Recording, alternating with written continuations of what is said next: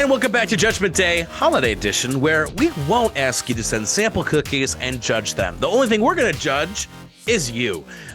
So I guess that's better than judging your cookies. I'm joined by Olivia and Anne, and once again, we're going to read from the Am I the A-Hole section on Reddit to read some holiday stories from people wondering the moral and ethical guidelines of their decision-making. So, Anne, why don't you take it away and give us the title of this next case?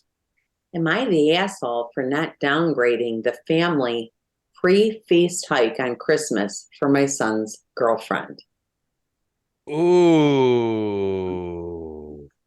I just want to preface this too.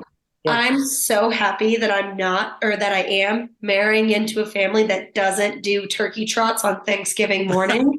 So It's wild. Coming from a runner. I am a runner, yeah. And I cannot even think about running on a holiday. Like, that sounds like garbage to me. To paint a picture, we've been trying to do a family mud run for like a decade and have yet to do it. Like every year we get the registration alert and we go, yeah, let's make this the year. And then crickets. I think, and like, we've probably given them like $100 over the years of like, we're going to be there. We're gonna run. Oh, you've actually paid to do it, and you've not. I feel like we've spent some money one or two of these years, and then the day comes, and instead of hiking in the mud, we are all individually in our own beds, just snoozing away. We'll do it one of these years. We're gonna do it one of these years for sure. So, ever since I can remember, our family has always gone on a hike the morning of Christmas. We did it all through my childhood. My husband's family did it. My friends' families are similar, though for some it's just a walk, or some go into the city and do an easy 5 or 10K run. Oh goodness, I would not survive these walks. Yeah. My son Porter has been dating Emily for the past 6 months. I'm happy she's going to join us. They're coming from the city about 3 hours away, so they'll be staying overnight. I've met Emily before. I think she's a great match for Porter. I know there's all that hoopla about the mother-in-law, daughter-in-law dynamic. I have no time for any of that. If Porter likes her, well, and she treats him with kindness, who am I to complain? I Skyped with them on Thanksgiving, just making plans for who's bringing what for Christmas, gifts and such. And I mentioned that she should remember to bring her hiking boots. I'm assuming this is dad, right? Sorry not to interrupt you. Like, this is probably the dad writing this? Oh, I was assuming it was the mom because she said, I don't worry about the mother-in-law, daughter-in-law dynamic. Yeah. Oh, okay. Okay. Sorry, I didn't mean to interrupt. No, you're good. I reminded her to bring her hiking boots, but also told her we'll have plenty of yak tracks if the trails are icy. What's a yak track? Is that like a snack? No, to go on to prevent you slipping. They go, it's foot gear. Oh. She was visibly, we're like, as if like we knew that. She was visibly confused. And I asked her what for. So I explained. She got quiet and asked if she had to. I said, no, of course she didn't have to, but we've always done this. And I was surprised Porter hadn't mentioned it. The next day, Porter called and explained that Emily is not in great shape and would struggle with keeping up, even on the easier trails nearby. He said that maybe we can do just a nice short family walk in the neighborhood this year so that she feels more welcome. I said, well, maybe the two of them can hang back, have a nice quiet morning before all the festivities begin, and the rest of us go for our hike. I remember being young with Porter's father and how special those early Christmas mornings always were. Plus, this will be our first time with the family, and it's going to be a lot. Porter got annoyed and said, I'm not hearing him. He said he really thinks we need to cut the hike down or make different plans. I told him in return that this is a family tradition that goes back for years, and changing it for one person isn't fair to the rest of the family. We're in a stalemate. I even said that if they hang back for the morning, I'd be happy to go on a nice walk with Emily and Porter later in the day during a quiet moment. He said, "You're not hearing me. Oh. Am I the asshole for not being willing to downgrade the hike to a little stroll around the neighborhood?" Now, I have to tell you all, I was printing these because I wanted the hard copy just in case. When I printed this one, I had to stop the printer. There were so many replies, it was 51 pages. I didn't notice that in time. I was like, no. Okay, thoughts. Olivia, go. Okay, so I have a few different ones. So I guess my first one would be, kudos to the boyfriend for sticking up to the mother for his girlfriend. Because I feel like, again, if we go back to the let me check your cookie before you bring your cookie story, Yes. that didn't really happen. So it's kind of refreshing to hear, the son, like the boyfriend, sticking up for the girlfriend.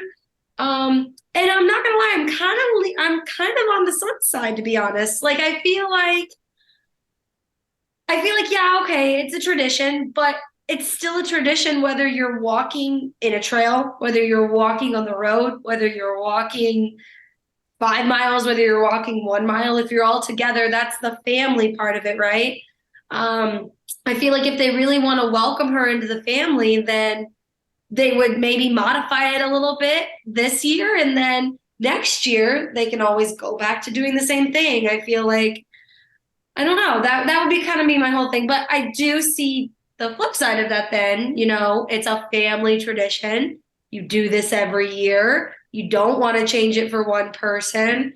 But she prefaced it with, she thinks this girl's great for Porter, her son. So I feel like if she's so fantastic, why wouldn't you want to kind of cultivate that relationship with not only her and Porter, but her with your family? Mm-hmm. I kind of both love and hate that I have to say this, but I disagree completely with Olivia on this.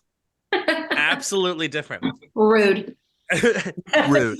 Cancel him. Cancel me. No, here's the thing. I think, like, I'm not the biggest tradition person, but I respect those who have traditions. But this is a college relationship of 6 months. Which, I think back to when my sister was dating a few different boys. If we modified a tradition for all those boys, we'd have 50 modified traditions. So it's like, at some point, right, you kind of have to, like, this is kind of what we do, blah, blah, blah, so, and also, like, I feel like they were very accommodating, hey, we could do a walk later. You guys can have a special morning together. Like, don't worry, you don't have to come on the walk. It'd be one thing if it was like, hey, you should do this walk, or like you should train for our walk. But I don't think that the family is obligated to like drop everything for the 6-month beau of the son. And it sucks. I wish that the girlfriend could do the walk, right? But I don't think her unable to do the walk means that, 40, 50 people have to adjust what to them is a very important tradition. Although I think there is a little sense to what you said too, of like, maybe this year they could modify it, go back to next year. But like, at what point does that become the standard that like, okay, they modified it last year, they'll modify it again this year, and then they'll modify it again the next year. Also, if the girlfriend can't do the walk, wouldn't she be glad? Like, oh, I'll just get to sleep in and we'll wake up and have Cheerios. Like, I think it's a good way out. Cheerios. I mean, it's a good way out. The family's like, hey, no worries. Like, just hang back. I do agree though. I'm glad that the boyfriend tried to stand up a little bit and was like, no, this is important. But I don't know, at some point, if we stop doing things because someone else can't do things, like we wouldn't do anything, I think. So, it's important to be conscientious. It's important to be adaptable. But I think this is an example of like, we could do a walk later together. You don't have to do the walk. You could stay home. Options are available. And it looks like too, I mean, that's the only event. I mean, there's other events there's going to be a whole day of events. So it's like, you can't make the one event. Well, we have 2 or 3 other events later that day. So to me, not the asshole. I think depending on where this goes, I would even argue that the girlfriend might be the asshole if she keeps trying to say they should do what I want to do and, blah, blah. So That's where I fall. And I'm curious going over to Anne, because I guess, Anne, you're going to be the tiebreaker here. Yeah. Well, so I tried to put myself in both shoes. I agree with Olivia kicking it off with, I'm glad that the son called, reached out to mom on behalf of his girlfriend. Like, that idea. I always hate not having all the voices, because the missing voices might really flip where I'm at. Did she know he was going to call his mom? You know what I mean? Like, to me, that did she ask him to call his mom? Does she not know? That might be a part of it. So from the daughter's or the girlfriend's perspective, I wouldn't want to rock the boat. I would want to be like, I hope you're not offended. I'm not joining you. By all means, you do you. Because I wouldn't want a tradition to stop because of me, because I feel like that would always linger and be there.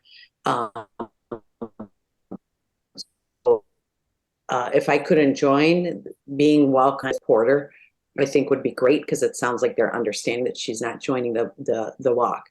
The mom, on her perspective, I feel like on the surface, I would be like, not wanting to change my tradition. This is what I've always done since I was a kid, and my kids and my grandkids and da da da da da. But I do know if push came to shove, even if Porter didn't call me, I would maybe say, you know what, you guys go without me this year, because I'd want to welcome her, even though I feel like I'm still welcoming her if I go on my walk, because that's what I've always done. It's my behavior isn't like at you for not coming with us, like whatever. So I'm really kind of, I feel like there's a few pieces of this that I need to really side, but I do not think the way it's written that she's the asshole. But I think it's one thing too to like plan an event purposely knowing that someone can't be there. Like if it's like, okay, we have a guest coming who is in a wheelchair and we all want to go bungee jumping, or we're going to take the person with the wheelchair and it's a stairs only third floor restaurant. Yes. That makes you the asshole, right? Especially, and then following through, well, we want to go to the third floor restaurant, even though you can't go. And, this isn't, that I think is very different versus we've always done this. This is, our thing. We really love doing it. No worries if you can't. It's a walk. It's not like they're going to go and meet Madonna in the woods for a secret concert. It's not like the Electric Forest is happening and she can't go. Yeah, might pop out though. Tiesto and Diplo have a set in the forest and she can't walk that fast. I mean, I don't know. I can't. I feel like sympathetic towards the girlfriend. I just don't feel like it's that big of a deal to make it a deal. Me too, because she's not missing out on the whole day. It says pre-feast, like they walk. Now, the only thing I disagree about is I'd be walking after the feast. That's what I always did on Thanksgiving. I'd always take you guys and all the kids, and I'd be like the only adult Olivia, because I just like to walk after I eat. There was no whatever, no harm, no foul. Like people, none of the other adults wanted to go on a walk. All the kids did. So I was the one that would go because I like to walk after I eat. But you want to go or you don't want to go. I'm all about you do you. I just mean like you do you. I don't think in this they're trying to make the walk about the new girlfriend. I just think it's about, this is our tradition. You're welcome to join us. I think it would be very different if Porter did the walk with them and then she was in this new relationship at a new house by herself. I think we know you're dating a very husky woman, which is why we're having a 10-mile walk today. Yeah, that would be a-hole for sure, I think. So I'm gonna go not the a-hole. Olivia, you're still that, like, you're kind of the asshole on this. Where are you at? What do you think, Olivia? I don't know. I don't know. I feel like, I don't know. I still kind of feel like the mom's kind of being an asshole. Yeah. And what about, did you land anywhere, Anne? Did you land on a fence, or are you kind of stuck in the middle? I don't think the mom's being an asshole, but if I had some of those missing voices, I may feel differently. Because don't forget, she's writing it. She's portraying it very much like she's welcomed her. No problem. You don't want to join us. You can have the house to yourself with Porter. if there's a missing piece, I would budge. So I feel like I know what the comment does section Spencer said, think? though. Olivia, What'd you say, what's Spencer think? Spence? As somebody with not a ton of holiday traditions, the few that we have you don't really change them. That's true. It is tough because you want to welcome people, but at the same time, you want to keep the existing people comfortable and excited about their holiday. Yeah, yeah. Okay, so we have two. Right. Our tiebreaker joined in for those who were unsure. Two, not the asshole. One, the asshole. One that's like, I don't think they're an asshole, but the situation's a little. So we're all over the place. I think I know what the comments said, though. But tell me what the comment section say. Listen, and there's just too many, like I told you. But I hear Porter and don't understand why he thinks his girlfriend's ability should dictate everyone else's plans.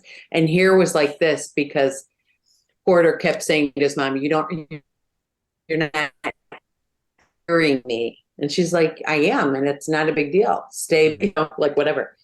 And then it's saying, Porter, do a shorter hike with her. So you guys are still doing a hike. Yeah, If they she could come and like wants circle the one- park, right? Yeah. He's like, if you're standing by her, then stand by her and just do a modified walk. I want to know why Porter didn't mention this before now to his girlfriend. In other words, the delivery of the idea of the hike came from the mom in the first place. So it was almost set up. Probably because, no offense, it's just a walk. Who's like, hey, babe, if you come over for Christmas, we're going to have this awesome walk. Like, I don't think anyone, that's not like what you sell. I don't know. I mean, to me, it sounds like he's like, come on over, like meet my family. We'll have food, It'll be a fun trip. I don't think no one's going to be sold on, let me go over to your family's house because they're doing a walk and I can't do that anywhere else. I have to go and do this walk. No, I don't know. This one reminds me a little bit. And it might get snowy and icy because I got the tracks for you too. I got the yak tracks. This one, a lot did say it's nice that it wants to accommodate her. So it's like we all agreed that he's standing up for his girlfriend. But it's saying, but man, if I could have gotten out of skipping church and not partaking in that family tradition, I would have loved that. So like. I mean, this is 2 hours. The house can be empty. They could make out and watch Netflix. I mean, I don't understand. We could Netflix and chill. Yeah, 100%. They're going to be taking such a long walk. Do you know how much things you could do in that long walk? That's the point of that comment. It's saying like she didn't want to go on the walk, so she got out of it. So it's good, like whatever. But I love this one. She's your girlfriend. This one says, my mom would have said, she's your girlfriend, honey, not mine. So you managed to support her needs and do just that and enjoy time together with her. I'm going on my walk. That's a big point for sure. Well, hey, that one was quite the walkabout, I will say. Right. Oh, no laughter on that one. Okay. Sorry, I was still reading. There were 51 pages. Sorry. The walkabout. Oh my gosh, that poor printer was like, oh, kill me now. Right. 51 pages. Right. Wow, this one was fun. I like when we disagree because it makes me think of perspective, and I enjoy that. So, another holiday edition of Judgment Day. Judgment has been passed by us, our hosts, and of course, the comment section on Reddit, 51 pages. We'll see you next time for another edition of Judgment Day. Peace out. Judgment Day is a podcast by Starvolt Studios. Judgment Day is executively produced by Matt Hribar, Logan Molnar, and Raina Beutel. For more awesome content, just go to starvoltstudios.com or on their Facebook, Instagram, or Twitter page.